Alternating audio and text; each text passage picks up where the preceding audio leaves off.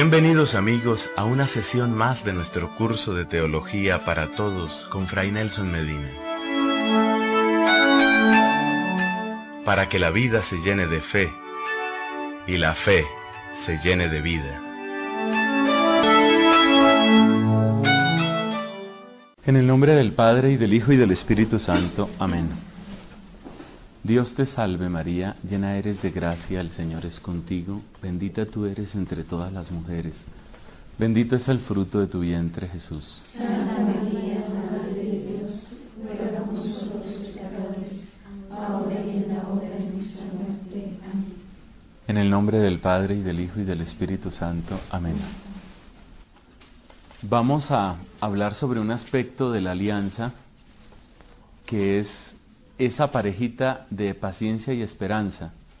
En el orden que dimos el primer día iba primero discernimiento, pero parece que es mejor hablar primero de esta pareja, paciencia y esperanza, luego hablaremos de discernimiento y finalmente de boda.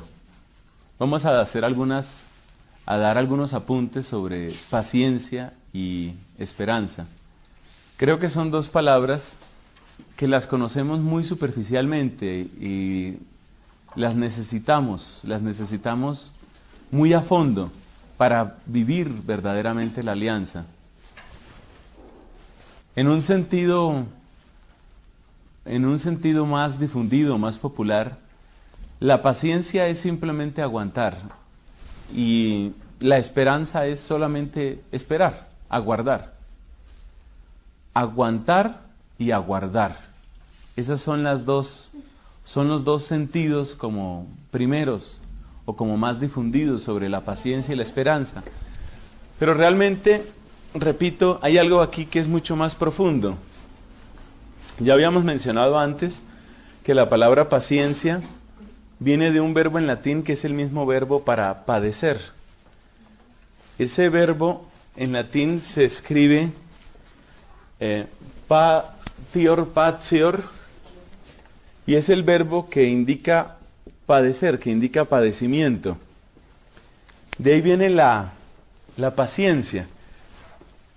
Le tomé un especial interés a esta palabra desde el tiempo de mi noviciado, cuando supe que al fundador de la Orden de Predicadores, a Santo Domingo, se le llamaba Rosa Paciencia, Rosa de Paciencia. Y me ponía a pensar, ¿qué quiere decir eso? Porque no debe ser simplemente que aguantaba mucho. La paciencia debe ser algo más que eso. Y a Santo Domingo se le llama Rosa de Paciencia. Paciencia tiene que ver con el padecimiento, tiene que ver con el padecer.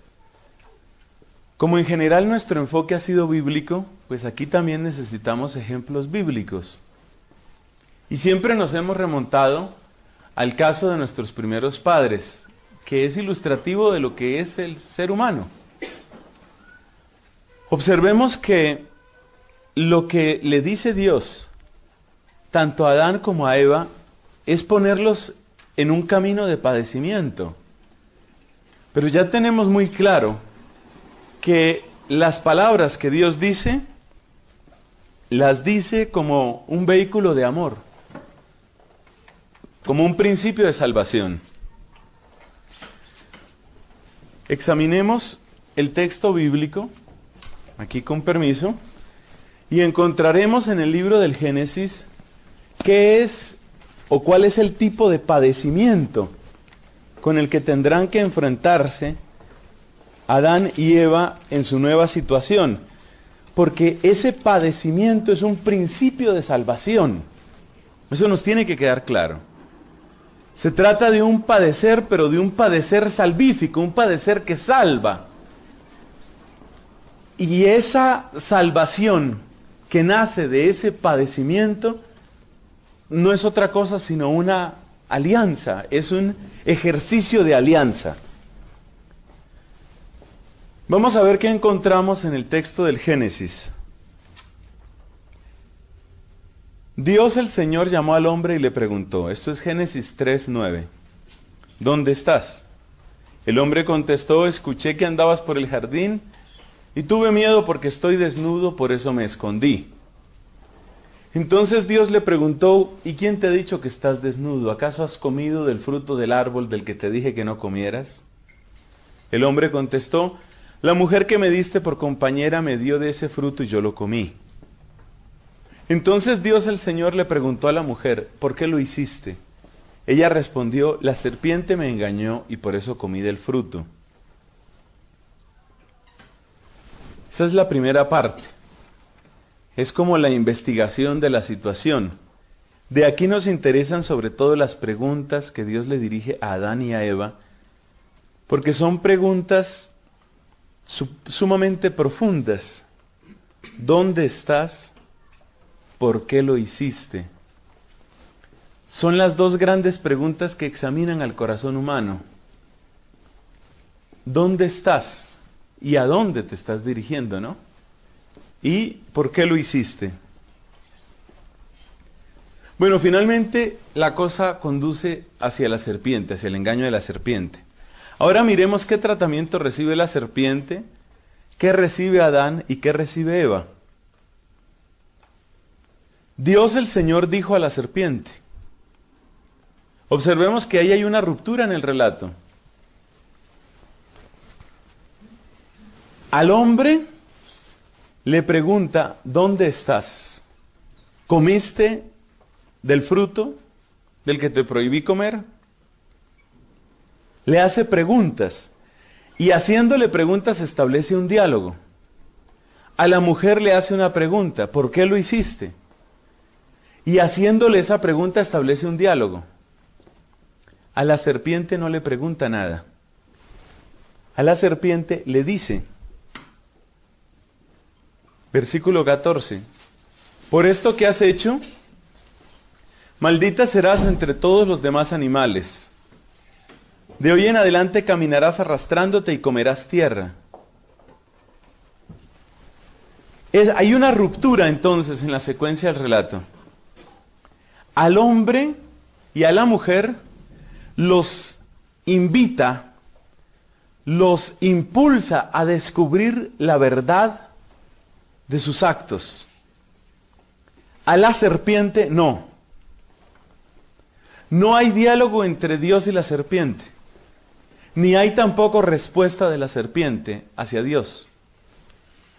Ni Dios le pregunta, ni la serpiente responde.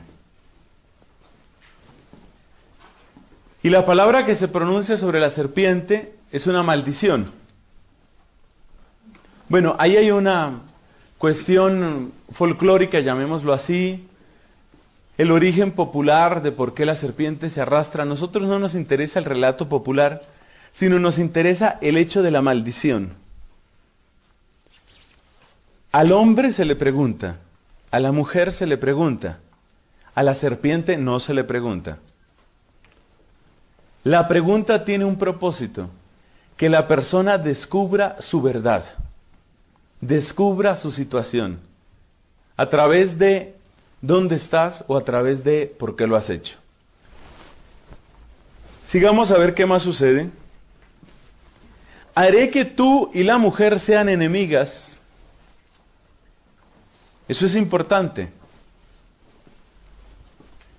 Evidentemente, el enemigo de Dios, la enemiga de Dios es la serpiente.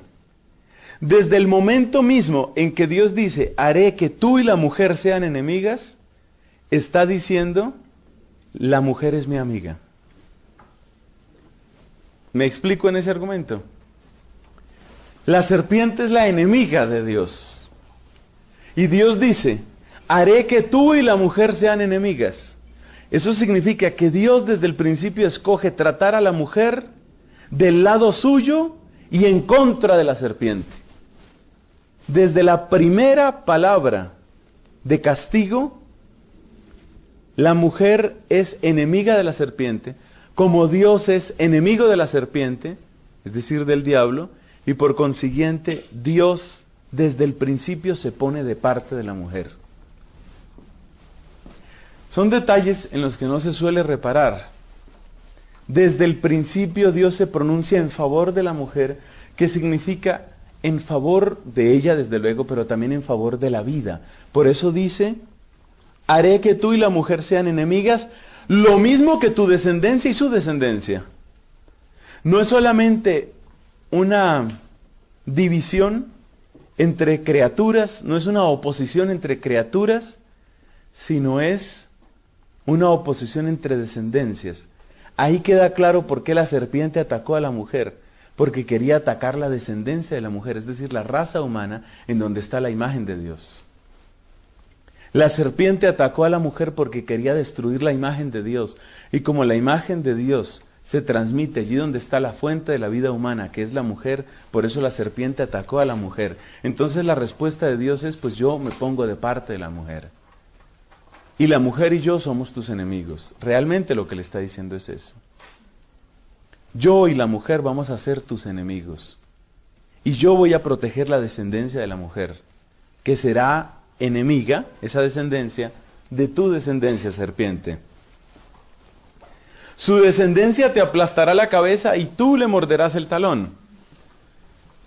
Cuando se habla así de la descendencia de la mujer, realmente Dios está recuperando, está salvando su creación.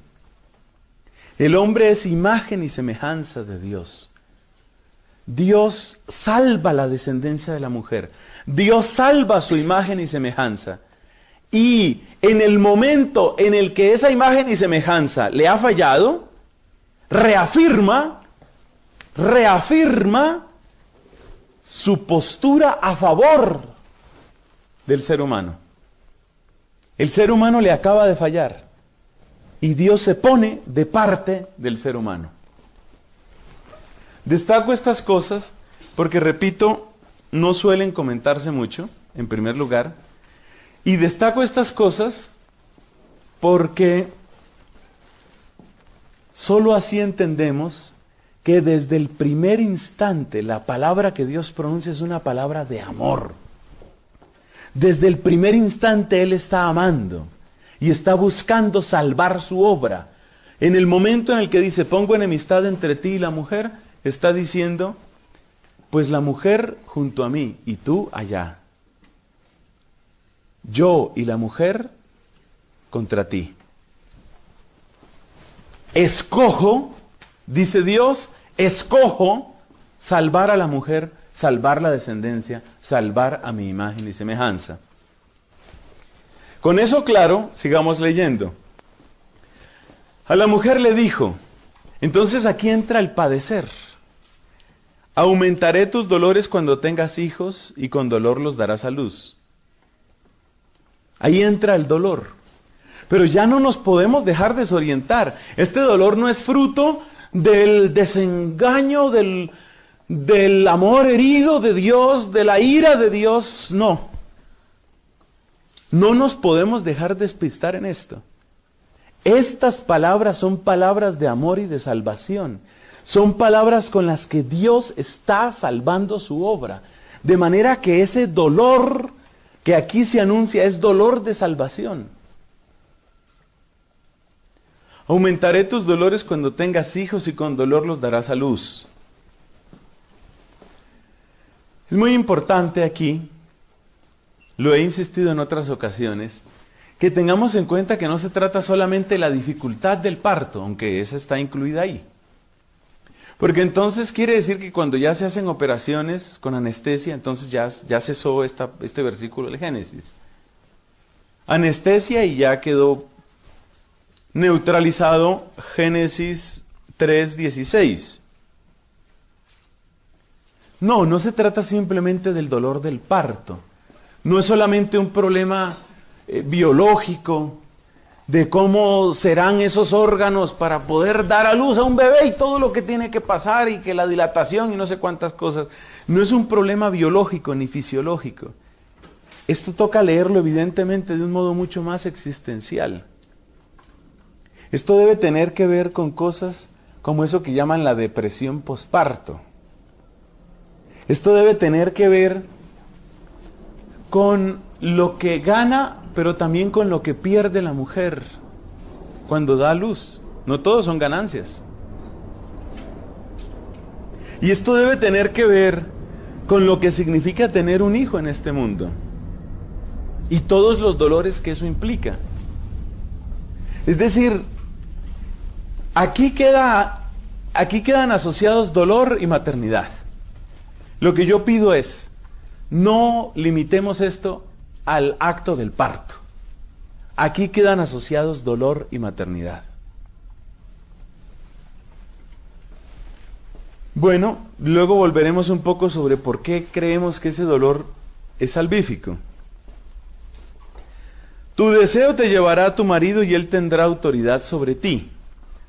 Aquí aparece con un pero. Aumentaré tus dolores cuando tengas hijos y con dolor los darás a luz, pero tu deseo te llevará a tu marido y él tendrá autoridad sobre ti. Claro, con una versión retorcida como la que lamentablemente se predica, aquí se mira esto como que Dios se puso bravo y entonces, como parte del castigo para la mujer, le mandó un hombre que la domine.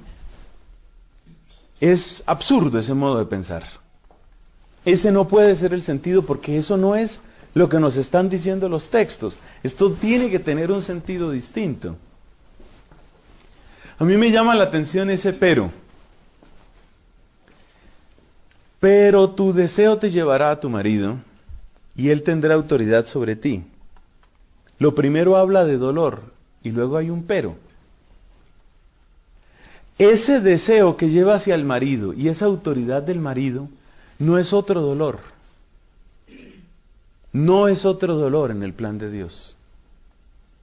Y este es otro malentendido que hay sobre este texto. Usualmente se mira ese final del versículo 16, se mira como parte del castigo, entre comillas, que ya sabemos que no es exactamente un castigo. Aunque obviamente sí supone una corrección. Si castigo supone corregir para que haya vida, para que haya salud, sí es un castigo, obviamente. Pero no es la explosión de la rabia de Dios porque no le hicieron caso. Entonces fíjate la profundidad ante la que estamos. Le dice, maternidad y dolor quedan unidas. Y le dice, pero tu deseo te llevará a tu marido y él tendrá autoridad sobre ti. Ojo, la mayor parte de las Biblias dicen, él te dominará. Expresión todavía peor para entender esto. Realmente está mejor lo que aquí se dice. Dominar es ser dominus, ser el Señor. Dominus es Señor en latín. Realmente lo que le dice es, encontrarás, tu deseo te llevará hacia tu marido y en él encontrarás a tu Señor. Eso es lo que está diciendo. Y eso es salvífico. Eso es salvífico. Encontrar al Señor, encontrar a su Señor es salvífico. Qué profundo es esto. Vamos a ver qué se le dice al hombre. Como le hiciste caso a tu mujer y comiste del fruto del árbol del que te dije que no comieras, ahora la tierra va a estar bajo maldición por tu culpa. Con duro trabajo la harás producir tu alimento durante toda tu vida. En el caso de la mujer, lo que quedó asociado fue maternidad y dolor. En el caso del hombre, lo que queda asociado es el dar vida, el producir alimento, el sostener la vida y el dolor. Con duro trabajo. Así como en el caso de la mujer, no podemos circunscribir las palabras que le dice Dios solamente al momento del parto. Así también en el caso del hombre, nosotros no podemos circunscribir las palabras que le dice Dios al hecho de cultivar la tierra. Como si dijéramos que cuando se cultiva la tierra entonces con un supertractor y el supertractor ya alivia el trabajo de la tierra, entonces ya se acabó el castigo de Dios o se acabó la corrección que le hizo Dios. Si nos conseguimos una granja mecanizada, computarizada, entonces ya se acabó Génesis. ¿Génesis cuánto es esto? Génesis 3:17. Aquí dice, con duro trabajo la harás producir tu alimento durante toda tu vida. Ah, pero ya no me cuesta duro trabajo, porque ya tengo un super tractor, tengo unos graneros computarizados, tengo unas especies transgénicas, ya tengo todo solucionado, ya no hay duro trabajo, ya se acabó esto. El sentido es más profundo. Así como en el caso de la mujer no es un asunto del parto nada más, así también en el caso del hombre no es un asunto de cuánto trabajo da sacar una cosecha adelante. Es algo más profundo. Podríamos escribirlo de esta manera. En el caso de la mujer, dolor y dar vida quedan juntos. Y en el caso del hombre, dolor y sostener vida quedan juntos. Desde luego que el pensamiento judío es un pensamiento concreto y entonces se refiere a cosas concretas. Dar a luz, cultivar la tierra, pero más allá de esos elementos específicos, hay como una realidad profunda. El dolor ha quedado vinculado a dar vida y el dolor ha quedado vinculado a sostener la vida. Y sostener la vida es muchas cosas. Sostener la vida no es únicamente tener un buen tractor, una buena maquinaria, una buena estibadora, unos graneros computarizados y unas especies transgénicas. Quedó resuelto todo. Sostener vida es mucho más que eso. Sostener vida también es preguntarse qué sentido tiene la vida. Sostener vida también es si vale la pena vivir. Sostener vida es a qué sabe la vida. Se ha vuelto difícil dar vida para la mujer y se ha vuelto difícil sostener la vida para el hombre. Dar vida, que es mucho más que un parto, y sostener la vida, que es mucho más que cultivar un campo. Bueno, ahí nos van quedando algunas cosas claras. Dios deja asociado el dolor a la vida. Dolor y vida quedan asociados. Dolor y vida. Padecer, eso es tener dolor, y vivir, eso es tener vida. En el caso de la mujer, especialmente dar vida. ¿Qué significa? ¿Qué significa todo lo que eso quiere decir? Sostener al pequeño, defenderlo, entenderlo, alimentarlo, desprenderse de él, entregarlo al mundo.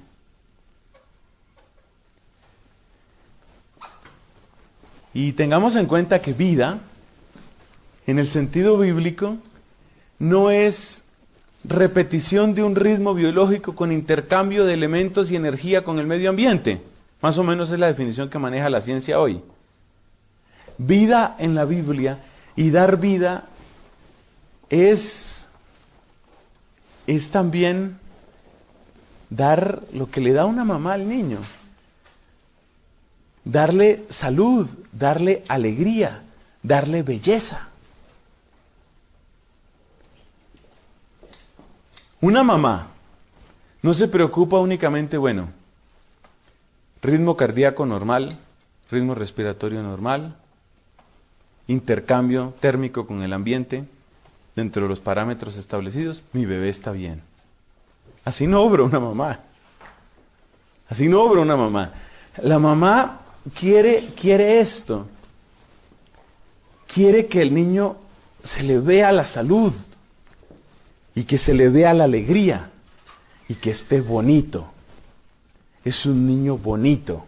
Está lindo mi bebé. Eso. Mantener la salud, la alegría y la belleza. Dar vida es eso. No es mantener un organismo circulando en un medio. Es eso. Que tenga salud, que tenga alegría y que tenga belleza. Bueno, y cuando una mujer reconoce esa vocación en su propio corazón, cuando la reconoce en sus entrañas y cuando se dedica a esto, a comunicar, a infundir salud, a infundir alegría, felicidad y belleza, cuando se dedica a eso, sufre. Vivir quedó unido a padecer. Todo retiro busca siempre una meta que es el encuentro con Jesucristo. Él es el regalo que nos ha dado Dios Padre. Es nuestro Salvador. Es nuestro Señor. Es la palabra que contiene toda la sabiduría. Es el nombre que está sobre todo nombre. Por Él recibimos gracia tras gracia. Y la Biblia nos enseña a llamarle con toda suerte de términos bellísimos y profundos. Lo llamamos pastor, amigo, abogado, hermano, esposo. De manera que Jesús es siempre el centro. Jesús es siempre la base, el cimiento de toda nuestra reflexión. Y todo retiro busca un encuentro con Jesús. Teniendo eso claro, sin embargo, cada retiro como que pone énfasis en algún aspecto para el encuentro con Jesús. Por ejemplo, podemos mirar a Jesús en su Pascua, su dolorosa pasión y su gloriosa resurrección. O podemos mirar el misterio de Jesucristo desde distintas maneras, como Jesucristo sacerdote, por ejemplo. Jesucristo como maestro, Jesucristo como amigo. Podemos tomar así distintos títulos y hacer uno o más retiros sobre ese enfoque. O podemos buscar la presencia de Cristo en la iglesia. O podemos mirar el don último y el testamento de Cristo, que fue la gracia del Espíritu Santo. En esta oportunidad, ¿qué enfoque queremos dar a nuestro retiro? Queremos hablar del alma. El encuentro con Jesús supone la transformación de nuestra vida. Pero ante todo supone la transformación de nuestra alma. Hay muchas cosas que decir al respecto y esperamos que con el auxilio del Señor las podamos decir. Por lo menos las principales, las más saludables para este momento de nuestra vida.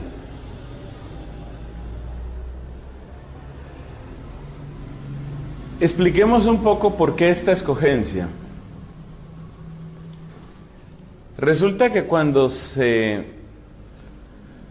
leen las constituciones primitivas de nuestra orden de predicadores, aparece claro que nuestra orden fue instituida para la salvación de las almas. Pero luego resulta que ese término causa un poco de antipatía en algunas personas, porque se cree que cuando se habla de la salvación de las almas se está oponiendo a la salvación de los cuerpos, sobre todo por el problema de la oposición entre alma y cuerpo. Parece que ya no se pudiera hablar del alma.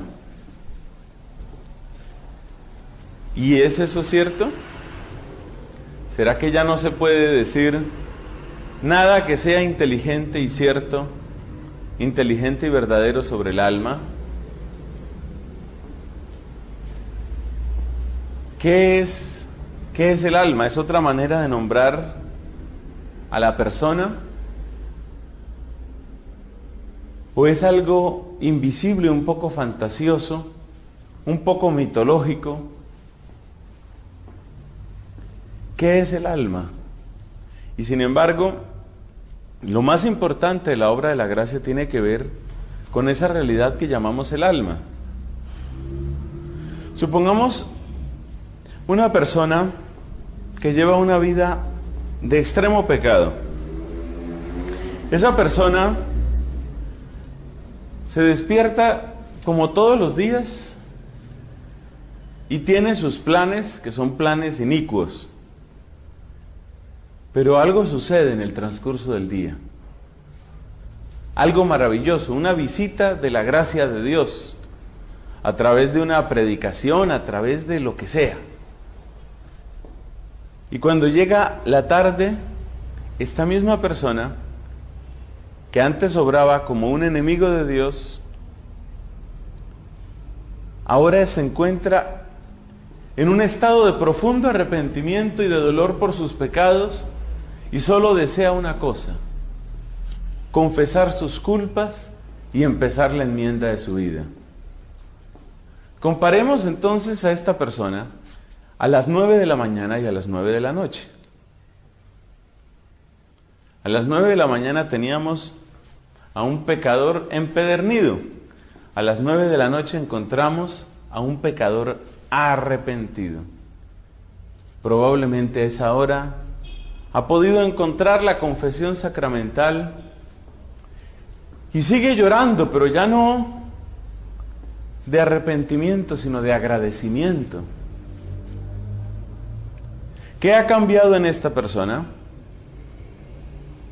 Su cuerpo no ha cambiado en esas 12 horas, aparte de algunos líquidos perdidos por el llanto. Su cuerpo no ha cambiado. Su aspecto tal vez ha cambiado algo, de pronto se le ve un poco más alegre, más tranquilo, más sonriente. Y sin embargo, esa transformación es la transformación tal vez más importante de toda la vida de esa persona. Entonces, si no tenemos, llamémoslo así, una teoría sobre el alma, si no tenemos una manera de hablar sobre el alma, entonces no podemos describir qué ha sucedido ahí, porque la obra de la gracia va dirigida principalmente al alma. Es algo que no se puede describir. Muchísimas veces la obra de la gracia produce cambios corporales, por ejemplo, cuando hay milagros, sanaciones, todo aquello. Pero muchísimas veces no sucede así. Si nosotros pensamos en el ministerio de la palabra, nos damos cuenta de que la palabra fundamentalmente quiere transformar la vida de la persona, pero transformar la vida en realidad es transformar el alma. Y creo que el ejemplo de las 9 de la mañana y las 9 de la noche lo describe bien. ¿Qué es lo que ha sucedido? ¿Qué es el alma? Podríamos decir que el alma es el lugar de nuestro encuentro con el mundo de lo invisible. Porque el cuerpo es el lugar del encuentro con el mundo de lo visible. El cuerpo es el lugar del encuentro con todo lo que tiene que ver con los sentidos. Pero nosotros, como seres inteligentes, pertenecemos también a un mundo que es invisible. Invisible no significa irreal. Es invisible, pero es real. El mundo de la verdad es un mundo invisible. Es un mundo invisible. Lo que es lógico, lo que es verdadero, no aparece inmediatamente a los sentidos. Se descubre a través del pensamiento. Y eso no significa que sea irreal. De manera que empezar a hablar del alma es como acercarnos a una puerta que nos abre un mundo. Un mundo invisible, un mundo que no pertenece a los sentidos, pero que sin embargo es real. Como sucede con la gracia. Pensemos que nuestra fe está llena de realidades así. Se puede ver la Eucaristía, pues los ojos del cuerpo no van a ver ninguna diferencia. Los ojos del cuerpo no ven diferencia entre la hostia sin consagrar, la hostia consagrada. Ya lo decía Santo Tomás, ahí se engañan los sentidos. Pero el alma iluminada por la fe ve algo completamente distinto. De manera que por una hostia consagrada hay gente que se ha hecho matar. Entonces lo sacrifica todo por lo que está viendo. Y sin embargo no se ve nada. Entonces el alma es puerta hacia un mundo invisible. Un mundo que no aparece inmediatamente, pero que ahí está. Otra manera de decir esto mismo es que el alma tiene que ver con el descubrimiento del mundo interior. Así como podemos hablar de lo visible y de lo invisible, también podemos hablar de lo exterior y de lo interior. El mundo exterior ha sido en buena parte conquistado. Las previsiones de la NASA, la Agencia Gubernamental para el Espacio en Estados Unidos, dicen que hacia el año 2011 o 2012, 13, es decir, como unos 10 años a partir de el momento en que predicamos estas palabras, dentro de unos 10 años se estará enviando la primera misión tripulada hacia Marte. Un viaje que tardará cerca de 6 meses. 6 meses en el espacio, viajando a una velocidad increíble, hasta poner al primer ser humano en Marte. Eso probablemente sucederá en unos 10 años o algo parecido. Es asombroso. Esos serán los primeros seres humanos en perder de vista el planeta Tierra. Porque donde nosotros estamos, Marte se ve como un puntico rojizo. A simple vista, pues. Eso significa que si uno está en Marte, la Tierra se ve como un puntico luminoso. No sé si azul, tal vez azul. Entonces estaba mirando un programa de televisión que contaba sobre este viaje a Marte y describía más o menos, como ahora hacen tantas cosas y montajes y todo lo hacen por computadora, entonces mostraban más o menos qué verían los astronautas alejándose de la Tierra. Cómo se va volviendo pequeñita, pequeñita, hasta que desaparece. Para ellos ya dejaría de verse la Tierra. Los que fueron a la Luna veían a la Tierra. Ahí la tenían cerquita. Grandota, majestuosa. Pero estos, los de Marte, ya dejarían de ver a la Tierra. ¡Qué conquistas maravillosas! Hasta lograr eso.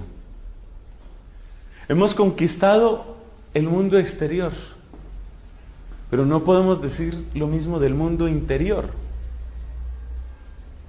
El mundo interior tiene que ver con lo que a nosotros nos gobierna. Por ejemplo,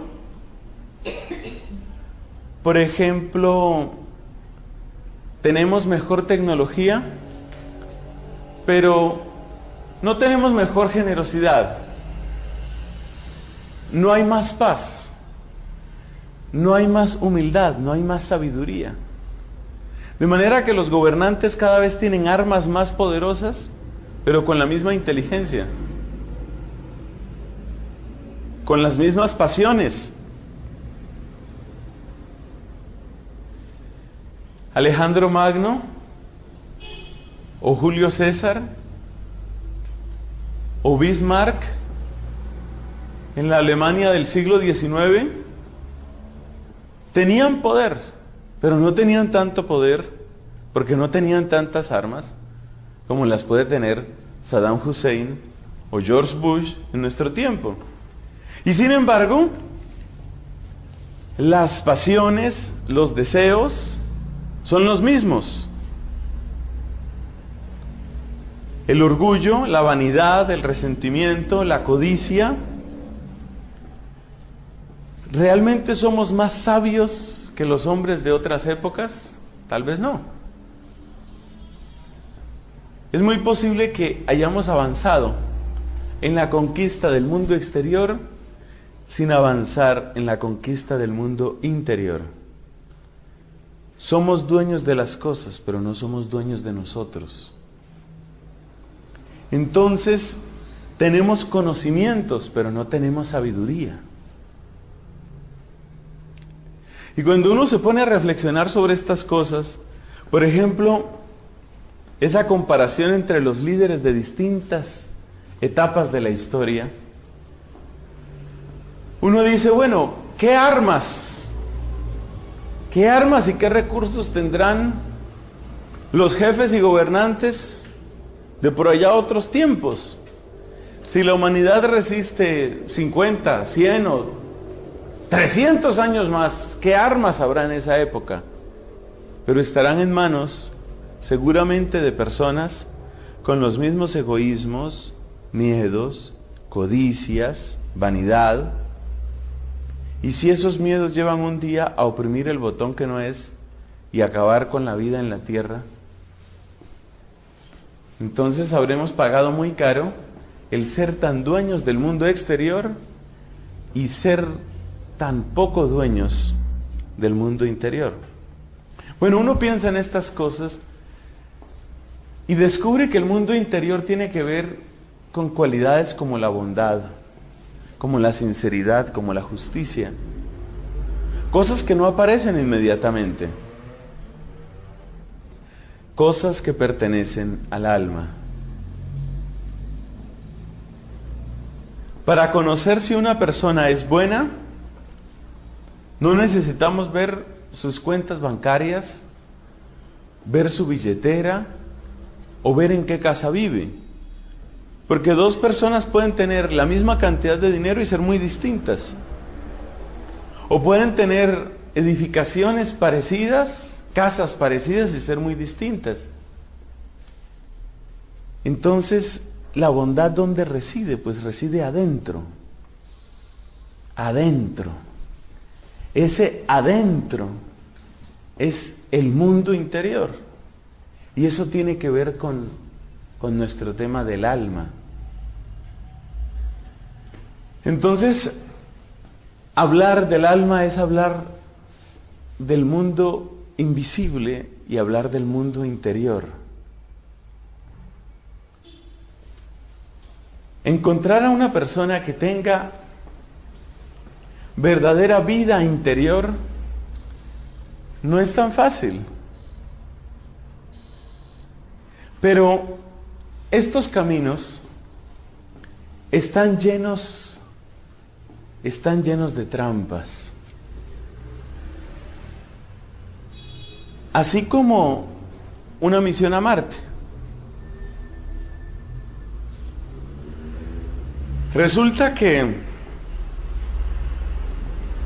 las gigantescas explosiones que tiene nuestra estrella, el Sol, producen una cantidad de radiación de la que nosotros en la Tierra estamos a salvo por el gigantesco, el colosal campo electromagnético que envuelve nuestro planeta. El campo electromagnético que envuelve a la Tierra, el mismo que dirige las brújulas hacia el norte, ese campo desvía las radiaciones que nacen de las explosiones en el Sol. Pero si una nave está fuera por completo del campo electromagnético de la Tierra, no tiene manera de librarse de esas radiaciones. Muchas de esas radiaciones destruyen el sistema inmunológico de la persona y pueden producir la muerte en casos severos a los pocos días. Porque todos nosotros tenemos una cantidad de microorganismos adentro. Todos tenemos una cantidad de virus y bacterias y cosas que están ahí adentro, pero están controladas. Dentro de cada uno de nosotros, en cada uno de nuestros cuerpos, se vive una batalla continua, porque si a uno le hicieran examen de todas las bacterias que tiene, uno está enfermo de todo. Todos tenemos bacterias de tuberculosis y tenemos el bacilo de la lepra y todos tenemos cantidad de microorganismos de casi todas las enfermedades, pero eso no se desarrolla porque la lucha continua de nuestro sistema inmunológico mantiene a raya todo eso. O sea que una persona sana no es una persona que no tiene bacterias, sino una persona que tiene controladas las bacterias.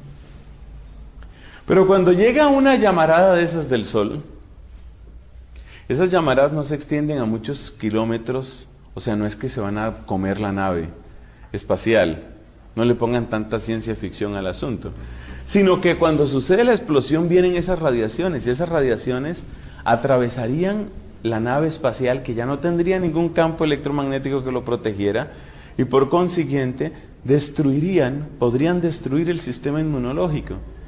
Y mientras se repone el sistema inmunológico, todas las bacterias que no fueron afectadas por esa radiación aprovechan su agosto y pueden acabar en días con una persona. Bueno, este es solo un detalle tecnológico, solo un detalle biológico y tecnológico que muestra lo difícil que es diseñar una misión de esas. No les voy a decir aquí porque entonces nadie me cree que este es un retiro espiritual. No les voy a decir aquí cómo se soluciona ese problema, pero ya le han encontrado solución. ¿Cómo se hace para resolver el problema de la radiación solar por explosiones termonucleares mientras estos señores están viajando hasta Marte? O sea que tiene innumerables peligros. Pues el mundo interior también tiene innumerables peligros. Pero lo mejor frente a los peligros es conocerlos. Y por eso hay que estudiar los misterios del alma. Hay que estudiarlos. Porque desconocer el peligro no ayuda a evitar el peligro, sino más bien facilita caer en el peligro. Y de todos esos temas tendremos que hablar en este retiro espiritual. Tenemos que hablar de los peligros. Le dedicaremos bastante tiempo a los peligros del mundo interior. La razón es obvia. Estas palabras se dirigen en primer lugar a un grupo de monjas contemplativas. Se supone que ustedes tienen vida interior. Se supone que esa es como una pasión de su alma. Es algo que llevan adentro. Como que no se entiende una vocación contemplativa sin la búsqueda de una vida interior. No tiene sentido. Por eso es tan importante este tema. Y es muy fácil perderse. Y hay mucha gente que se pierde. Como si cualquiera dijera un día, mire, reunamos una cantidad de explosivos y reunamos explosivos y nos vamos para Marte y métale candela a eso que nos vamos para Marte. Pues quién sabe para cuál Marte se irá. No es tan fácil ir a Marte. Tiene muchos peligros. Y es probable que no salga de su rancho, sino que ahí quede un gran monumento que diga, este iba para Marte. Pero no pudo salir ni de su rancho. Hay muchos peligros. Pero, repito, la ignorancia no nos ayuda. Hay otra razón por la que es muy importante hacer este estudio. Resulta que el tema del alma se puede estudiar desde muchos aspectos, desde muchos ángulos, pero son sobre todo tres. Desde el punto de vista de la psicología. Psique en griego quiere decir alma y de ahí viene psicología. Es el logos de la psique, psicología. Es el tratado del alma. Pero resulta que la psicología, siendo tan valiosa, no se va a ocupar de una cantidad de cosas que a nosotros nos interesan. Otro punto de vista es el punto de vista de la filosofía. Uno de los más grandes filósofos de todos los tiempos, Aristóteles, escribió un tratado que se llama precisamente sobre el alma. De ánima. Ese tratado filosófico fue estudiado y fue comentado por nuestro hermano Santo Tomás de Aquino. La filosofía. Y hay otro punto de vista, que es el punto de vista de la teología espiritual. Son como los tres grandes enfoques con respecto al alma.